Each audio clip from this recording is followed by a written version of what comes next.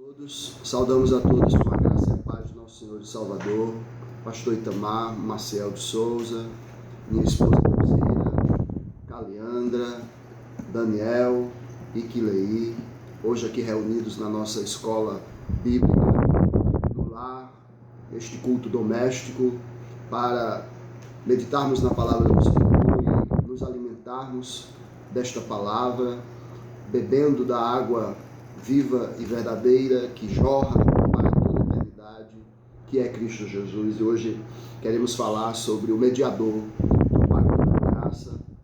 E antes de iniciarmos, nós vamos orar. Diz assim a palavra do Senhor: invoca-me e eu te responderei e anunciar-te-ei coisas grandes e ocultas que não sabes. Então, vamos invocar o Senhor. Em nome de Jesus, bendito Deus, santo e maravilhoso, Pai de nossas vidas, Deus de graça e misericórdia infinita, nós rogamos a Tua bênção sobre nós, pedimos que o Senhor nos abençoe, que o Seu Espírito Santo seja derramado sobre nossas vidas, que o Senhor tenha misericórdia de nós e não nos trate segundo os nossos pecados, que o Senhor olhe para nós com bondade e com graça e perdoe as nossas faltas, nos purificando e nos redimindo, para que possamos ouvir Tua voz, entender Teu chamado e obedecer-te, Senhor, e viver em conformidade com a Sua palavra. Unge-nos, ó Deus, derrama do Teu Espírito Santo sobre nós. Sê também com aqueles que estão nos assistindo, com a Tua igreja, nestes dias, ó Deus, onde temos consagrado nossas vidas a Ti em jejum e oração, suplicando que o Senhor retire a Sua ira de nós, que o Senhor tenha misericórdia da nossa nação e também das demais nações que estão sofrendo com uma pandemia. Que o Senhor tenha misericórdia, ó Deus, e estenda a Sua mão graciosa e salva, ó Deus, os pecadores, porque sem Ti nada somos e sem Ti, Senhor, estamos perdidos. Nós clamamos assim Teu auxílio, pedimos que o Senhor nos ilumine, nos estude a Sua palavra, para a glória e para a honra do Teu maravilhoso nome. Em nome de Jesus. Amém. Quem é o mediador do pacto da graça? O único mediador do pacto da graça é o Senhor Jesus Cristo, que, sendo o eterno Filho de Deus, da mesma substância do Pai e igual ao Pai, fez-se homem na plenitude do tempo, e assim foi e continua a ser para sempre Deus e homem, em duas naturezas plenas e distintas numa única pessoa. Vamos observar o que diz a palavra de Deus em alguns textos bíblicos referente ao que acabamos de afirmar. Vamos ver primeiro o que Paulo escreveu em 1 Timóteo 2,5. Porquanto há um só Deus e um só mediador entre Deus e os homens, Cristo Jesus, homem. Então Paulo nos afirma que só há um Deus e um só mediador. Então ele conecta esta palavra mediador a Deus, afirmando que Deus, Ele mesmo é o mediador entre Deus e os homens, aquele que está pondo a mão nos ombros de Deus e nos ombros do homem e os reconciliando, os unindo, assim gerando a paz entre Deus e os homens. Vamos ver ainda outro texto, João 1:1. No princípio era o Verbo, e o Verbo estava com Deus, e o Verbo era Deus. Este mediador, ele é apresentado nas Escrituras como a divindade, certo? Que encarnou-se e esteve ali no princípio com Deus e veio habitar conosco. Esta divindade, a divindade de Cristo como mediador, ela é eterna e verdadeira. Vamos ver outro texto, João 1,14. E o Verbo se fez carne e habitou entre nós, cheio de graça e de verdade, e vimos a sua glória, glória como do unigênito do Pai. Então João nos confirma esta realidade.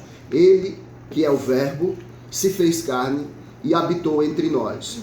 O Deus vivo e verdadeiro encarnou-se, deixou então ali o seu lugar de glória e veio habitar entre nós, certo? Ele é o Cristo, o Messias, o ungido, o enviado de Deus, que é o próprio Deus, que é igual a Deus Pai, certo? Vamos ver ainda o que nos diz João no capítulo 10, verso 30. Eu e o Pai somos um. O próprio Jesus Cristo, quando esteve aqui entre nós, ensinou isso aos discípulos e a todos os que lhe ouviam. E ele foi desprezado por causa desta verdade.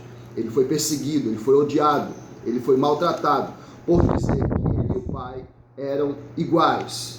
Ainda vejamos o que Paulo nos diz em Filipenses 2,6. Pois ele, subsistindo em forma de Deus, não julgou como usurpação o ser igual a Deus.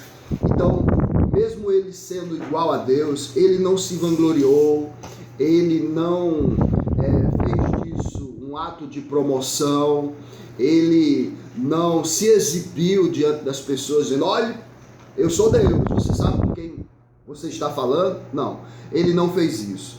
Ele, mesmo sendo igual a Deus, ele não fez disso, certo, um motivo de vanglória. Ele, pelo contrário, ele se humilhou, ele se fez servo, ele viveu entre nós, comeu nossa comida, bebeu nossa água, andou nas nossas ruas, certo? Fez carinho nos nossos animais. Então, ele que é igual a Deus, que é Deus encarnado, esteve entre nós e nos deu esta grande alegria, este grande privilégio, esta honra de viver entre nós como Emmanuel, o Deus conosco. Vamos ver aí do que Paulo nos fala em Gálatas capítulo 4 e o verso número 4. Vindo, porém, à plenitude do tempo, Deus enviou seu Filho, nascido de mulher, nascido sob a lei. Na plenitude do tempo, o apóstolo Paulo também nos diz que onde abundava o pecado, superabundou a graça de Deus. Então, na plenitude do tempo, o Filho de Deus, ele se fez homem, ele se encarnou, nasceu da Virgem Maria, habitou entre nós. Vejamos ainda o que o evangelista Lucas, o médico amado, nos diz no capítulo 1, no verso de número 35. Respondeu-lhe o anjo: descerá sobre ti o Espírito Santo, e o poder do Altíssimo te envolverá com a sua sombra. Por isso também o ente santo que há de nascer será chamado Filho de Deus. Este Filho de Deus, que é igual a Deus, divino tanto quanto Deus, Pai, mediador entre Deus e os homens, foi anunciado pelo anjo Gabriel a Maria que ela iria gerar esta criança por obra do Espírito Santo. De uma maneira sobrenatural, Deus interveio na história do ser humano sem necessitar da mulher ou do homem para que esta criança fosse gerada, assim, sem o sêmen do homem Adão e sem o óvulo da mulher. Ele foi gerado por obra do Espírito de Deus, o Pai, e ele é encarnado ali nesta mulher, assim como foi a primeira criação sem a intervenção do homem. Deus fez o homem do pó da terra, também fez o segundo Adão sem uma intervenção do homem. Deus o gerou em Maria. Ele ali então é gerado como homem, na plenitude do tempo, como filho de Deus. E esta promessa ela foi dada desde os dias de Adão e Eva, quando Deus falou para Eva que dela iria nascer aquele que iria esmagar a cabeça da serpente.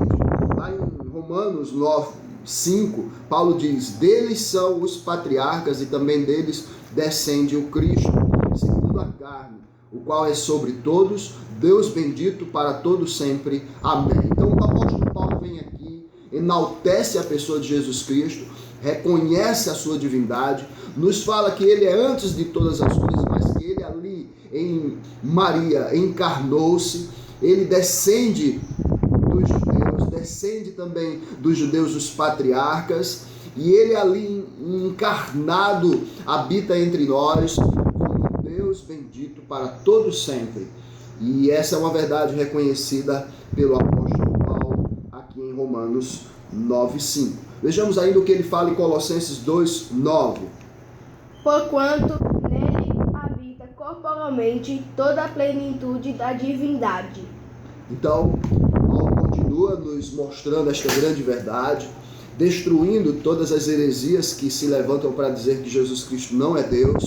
Ele se levanta e diz: ele é Deus sim, e nele habita corporalmente, ali como um ser encarnado, como um ser humano, toda a plenitude da divindade.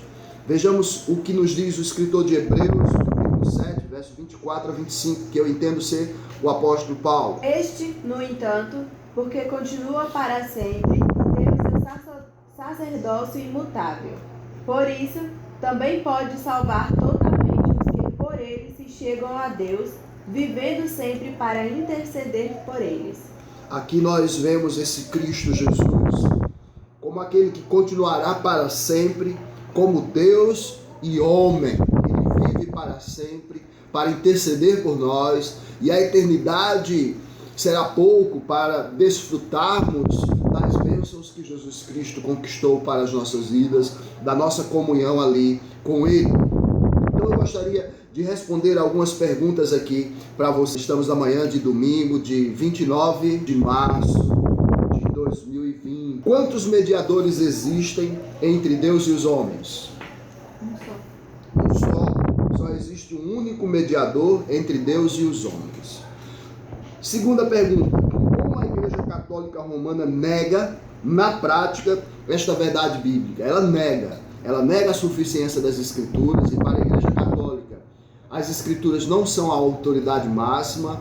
Eles colocam o Papa como a autoridade máxima da Igreja e também as tradições acima das Escrituras, e é por isso que não obedecem às Escrituras, não seguem as Escrituras como única regra de fé e prática, e é por isso que se tornou uma igreja apóstata. Como a Igreja Católica Romana nega na prática esta verdade da Bíblia, que diz que Cristo é o único mediador entre Deus e os homens? Ela nega ao considerar Maria e os santos como mediadores e ao dirigir-lhes súplicas na esperança de que intercedam a Deus em favor dos pecadores. Então, desta maneira, ela está negando a suficiência de Cristo, a mediação de Cristo como o único mediador entre Deus e os homens. Ela está afirmando que há outros mediadores. Terceira, o que significa a afirmação de que Cristo é o eterno Filho de Deus? Ao afirmarmos que Cristo é o eterno Filho de Deus, queremos dizer que Ele sempre foi o Filho de Deus e a segunda pessoa da Trindade divina, desde toda a eternidade. Ele não se tornou o Filho de Deus ao se fazer homem, nem em nenhum outro momento na história do universo criado. Então aqui nós vemos que Ele sempre foi Deus. Ele não se tornou o Filho, o unigênito. A palavra diz, o unigênito Filho de Deus. Deus amou o mundo de tal maneira que deu seu unigênito. É como se eu dissesse, gênito de peixe é peixe, gênito de gato é gato, gênito de homem é homem, gênito de Deus é Deus. Então, ele não se tornou o Filho de Deus ao se fazer homem, nem em nenhum outro momento na história do universo.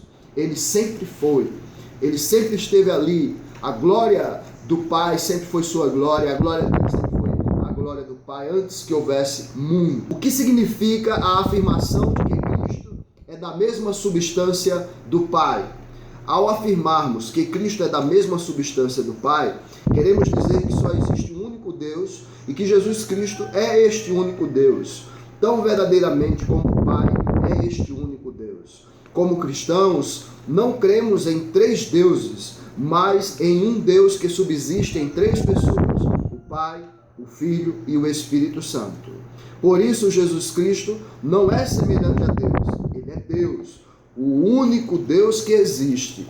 Nele não habita corporalmente apenas parte da plenitude de Deus, mas como vimos em Colossenses, toda a plenitude da divindade habita em Cristo Jesus.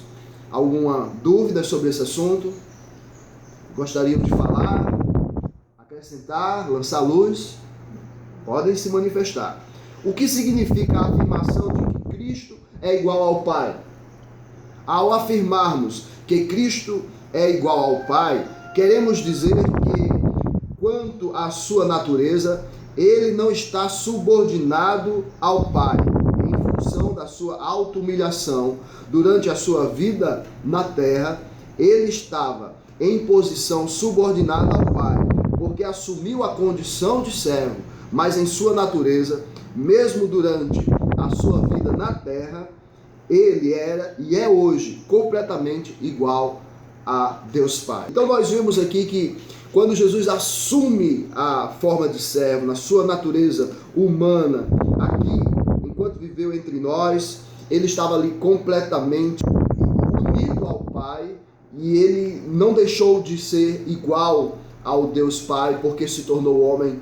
Ele ainda continuava sendo Deus, ele era o Emanuel, o Deus conosco, e ali no seu estado de humilhação, de submissão ao seu Pai, como um servo, aquele que veio para servir, e não para ser servido, porque ele não podia ser servido por ninguém. Deus não é servido por ninguém, esteve entre nós e nos deu a sua bênção, a sua glória.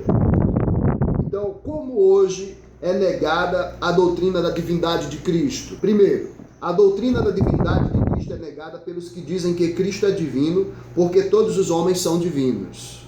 Se todos os homens forem divinos, então não há nada de extraordinário em Cristo ser divino. Segundo, a doutrina da divindade de Cristo é negada pelos que, mesmo chamando a Cristo de o Filho de Deus, ainda assim se recusam a dizer que ele é da mesma substância do Pai, igual ao Pai. Tais pessoas consideram que adorar a Jesus Cristo seja pecado. Terceiro, a doutrina da divindade de Cristo é negada pelos que aceitam a sua divindade apenas como um conceito limite.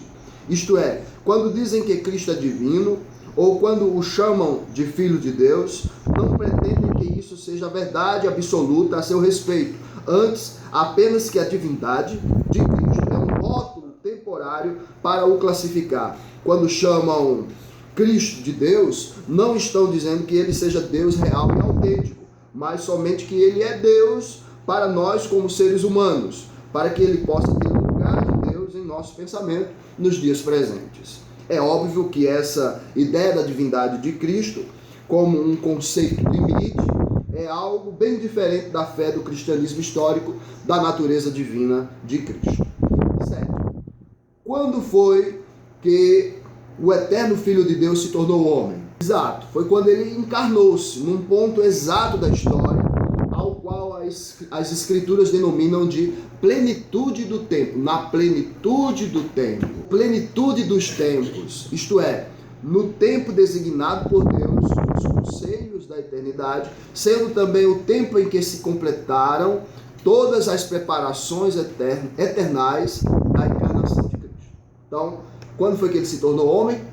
Na plenitude do tempo, ou na plenitude dos tempos. Ali no conselho eterno de Deus, quando Deus determinou, então alcançou este momento na história, mais de 2000 anos atrás, quando em Belém nasceu de Maria Jesus. Por quanto tempo o Filho de Deus continuará a ser homem? Tem certeza? Tem certeza? Jesus continuará sendo homem, o eterno Filho de Deus. Ele se fez homem em sua encarnação, foi Deus e homem durante toda a sua vida terrena. É Deus e homem no céu. Ele foi Deus e homem aqui na terra, e ele é Deus e homem no céu, e continuará a ser Deus e homem para sempre, por toda a eternidade. A ideia de que Cristo só foi humano durante o tempo da sua vida terrena é contrária ao ensinamento bíblico a esse respeito. Apocalipse 5:6. Então vi, no meio do trono e dos 4 seres viventes e entre os anciões, de pé, um cordeiro como tendo sido morto. Ele tinha 7 chifres, bem como 7 olhos, que são os 7 Espíritos de Deus enviados por toda a terra. Ali estava, pois, o Cordeiro de Deus, aquele que tira os pecados do homem, do mundo, assentado à destra de Deus Pai, aquele que vive para interceder por nós. Ele ensina, João nos ensina que como homem ele estava ali, aquele que foi morto, mas que ressuscitou e que vive. Então, ele ensina que no céu permanece não apenas a natureza humana de Cristo, mas também os sinais que comprovam a sua crucificação. Ele ainda traz as marcas que ele mostrou para Tomé. Põe aqui a tua mão, Tomé. Vê o meu ferimento do lado. Vê o ferimento aqui nos meus pulsos. Eu sou o Jesus encarnado. Ele tem um corpo, ele comeu enquanto ele estava aqui e foi visto por mais de 400 pessoas. Cristo, Jesus, homem e Deus, ao mesmo tempo. Ao ministério sumo sacerdotal de Cristo no céu, é necessário que ele tenha também lá um uma natureza humana verdadeira, pois lá no céu ele é o sumo sacerdote que, como um homem, intercede por nós. Hebreus nos diz isso no capítulo 7, verso 25. Quem achou, leia aí. Por isso, também pode salvar totalmente os que por ele se chegam a Deus, vivendo sempre para interceder por eles. Por isso, por quê? Porque ele é homem, porque sabe o que é ser homem, porque se compadece dos seres humanos, porque ele foi um ser humano, ele sabe o que é ser tentado, embora nunca tenha pecado, viveu entre nós, porém jamais ele se corrompeu, e é por isso que ele pode se compadecer de nós. Ainda no capítulo 5 de Hebreus, o escritor nos diz o seguinte, no verso 1 ao verso de número 5, ele diz: porque todo sumo sacerdote, sendo tomado dentre os homens, é constituído nas coisas concernentes a Deus, a favor dos homens, para oferecer tanto dons como sacrifícios pelos pecados. Olha, ele foi constituído nas coisas concernentes a Deus como um homem, e é capaz de condoer-se dos ignorantes e dos que erram, pois também ele mesmo está rodeado de fraquezas. E por esta razão, deve oferecer sacrifícios pelos pecados, tanto do povo como de si mesmo. Ninguém, pois, toma esta honra para si mesmo, senão quando chamado por Deus, como aconteceu com Arão. Assim também Cristo a si mesmo não se glorificou para se tornar sumo sacerdote, mas o glorificou aquele que lhe disse: tu és meu filho, eu hoje te gerei. Qual é a importância da palavra plenas nesta resposta do catecismo, quando o catecismo nos mostra, certo, que as duas naturezas plenas e distintas, uma única pessoa? Qual é a importância desta palavra plenas? As duas naturezas estão plenas ali, em harmonia, estão completas. A palavra plenas enfatiza a verdade de que Cristo não é apenas verdadeiro Deus, mas plenamente Deus e plenamente homem, tanto na terra quanto no céu. Nada falta da sua divindade nem da sua humanidade. Quanto à sua natureza humana, Cristo possui tanto um corpo quanto uma alma humana. Além do seu, ele possui tanto uma natureza humana quanto um corpo humano, além do seu espírito divino. Que coisa grandiosa e que mistério maravilhoso. E muitas vezes isto é quase sempre esquecido e apresentado erroneamente. Cristo é santo, nunca se corrompeu, nunca houve pecado nele, ele não nasceu em pecado, ele não herdou o pecado original, certo? Então esta é uma verdade que está intrínseca na sua divindade, na sua natureza de um Deus santo, santo, santo. Ele tem um espírito divino em um corpo humano. Um Cristo assim não seria plenamente humano. Em razão da sua natureza divina, não é possível considerá-lo como menos do que Deus, nem de forma nenhuma como subordinado a Deus Pai, senão posicionalmente, devido à condição de servo que ele assumiu de forma voluntária enquanto esteve na terra. Qual é a importância da palavra distintas nesta resposta do catecismo? Nós temos aqui, que as pessoas são distintas, a pessoa humana, a pessoa divina do nosso Senhor e Salvador Jesus Cristo. A palavra distintas ensina a verdade de que as duas naturezas de Cristo, conquanto estavam e estão unidas misteriosamente em uma única pessoa divina, ainda assim não são de modo algum misturadas, amalgamadas, nem indiscerníveis. Cada uma delas permanece distinta e conserva a sua identidade separadamente. Em Cristo, a sua natureza divina continua a ser divina e a sua natureza humana continua a ser humana. Jamais podem se misturar. O ser de Cristo é um meio termo entre Deus e o homem, mas é alguém que é Deus e homem ao mesmo tempo. Ele é verdadeiramente Deus, como se nada tivesse de homem, e verdadeiramente homem, como se nada tivesse de Deus. Nas crônicas da vida de nosso Senhor sobre a terra, um lugar onde se manifesta a sua divindade é quando ele afirma: antes que Abraão existisse, eu sou. E um lugar onde a sua humanidade se revela é quando ele clama: tenho sede. As duas naturezas, contudo, jamais se misturam, nem são indistinguíveis. E, para concluir, a última, número 11 que eu faço para você é: qual é a importância da declaração de que Cristo é uma única pessoa? Essa declaração impede o erro dos que acham que Cristo é uma pessoa divina unida a uma pessoa humana, de sorte que ele tem dupla personalidade. Devemos compreender que, segundo o ensinamento da Escritura, Cristo foi uma única pessoa, embora possuísse duas naturezas. Depreende-se daí que Cristo, embora sendo um ser humano, não é uma pessoa humana. Desde toda a eternidade ele é uma pessoa divina. Num ponto exato da história, essa pessoa divina tomou para si não uma pessoa humana, mas uma natureza humana desprovida de personalidade. Cristo, portanto, era e é uma pessoa divina com uma natureza humana. Precisamos compreender que a natureza humana é aquilo que todos os membros da raça humana possuem em comum, isto é, um corpo humano e uma alma humana.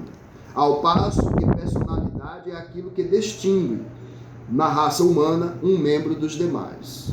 Quanto à natureza humana, todos os membros são exatamente iguais. Quanto à personalidade de todas as pessoas que já viveram, jamais existiu duas delas iguais. Cada indivíduo é diferente de todos os outros. Devemos ter sempre o cuidado de evitar o erro comum e a compreensão errônea difundida que considera Cristo como uma pessoa humana. Se Cristo fosse uma pessoa humana, então, com certeza, adorá-lo seria idolatria. Mas por ser uma pessoa divina, embora possuidora de uma natureza humana, não é idolatria adorá-lo, como sempre o fez a igreja cristã. Que Deus seja servido de utilizar a sua palavra para nos abençoar e fazer florescer os nossos corações, dando frutos que glorifiquem ao Senhor. Nós estamos falando sobre o mediador do pacto da graça, pois estamos no pacto da graça, a graça de Deus nos alcançou, abriu o nosso entendimento, os nossos olhos, para compreendermos esta verdade de que o mediador do pacto da graça é Jesus. O único mediador do pacto da graça é o Senhor Jesus Cristo, que, sendo o eterno Filho de Deus, da mesma substância do Pai, igual ao Pai, fez-se homem na plenitude do tempo, e assim foi e continua a ser para sempre Deus e homem, em duas naturezas plenas e distintas, numa única pessoa. Ele é o Deus eterno, maravilhoso, Deus divino, que possui uma natureza humana. Glória a Deus por isso. Aleluia. Amém. Valeu. Vamos orar? A missionária Deusira vai orar. Santo Deus e Pai, te glorificamos, te exaltamos, Senhor Deus, nessa manhã. Hoje é o dia do Senhor, Pai, e o Senhor sabe que estamos impedidos de estar em tua casa juntos, com todos os irmãos, no culto, Senhor Deus, congregacional. Mas nós, ó Deus, te pedimos, ó Pai, a tua bênção, Senhor Deus, sobre nossas vidas, sobre cada lar que faz parte, Senhor Deus, da tua igreja aqui. Que o Senhor derrame no dia de hoje bênção, Senhor Deus, sobre cada um. Que os teus servos, Senhor Deus, sejam constrangidos a buscar o teu santo nome, a te louvar e te glorificar nesse dia, separando para ti, Senhor Deus, uma adoração, ó Deus, totalmente especial, porque hoje é o dia do Senhor. Ó Senhor, que o Senhor tenha misericórdia, Senhor Deus, de nós, da nossa nação. Que o Senhor tenha misericórdia, Senhor Deus, dos nossos governos, dando-lhes sabedoria, inteligência, discernimento, para que possa, Senhor Deus, trabalhar, Senhor Deus, em prol, Senhor Deus, desta nação. E que o Senhor, ó Pai, em nome de Jesus, nos liberte, Senhor Deus, dessas proibições, ó Pai, e que estejamos, Senhor Deus, guardados pelo Senhor, protegidos, Senhor Deus, pelo Teu Espírito Santo, ó Pai. Em nome do Teu amado Filho Jesus, nós choramos. Amém. Amém. Amém. Tenha um bom dia. Não esqueça de cultuar ao Senhor, de fazer suas orações, de beber da fonte da vida, de se alimentar continuamente, não apenas de feijão com arroz, mas do pão da vida. Não se esqueça que você deve permanecer na presença do Senhor, ali aos pés da cruz de Cristo, que deve negar a si mesmo, tomar sua cruz e seguir. E como eu digo na igreja, fique em paz e não peque mais. Deus te abençoe, em nome de Jesus. Amém. Amém. Amém.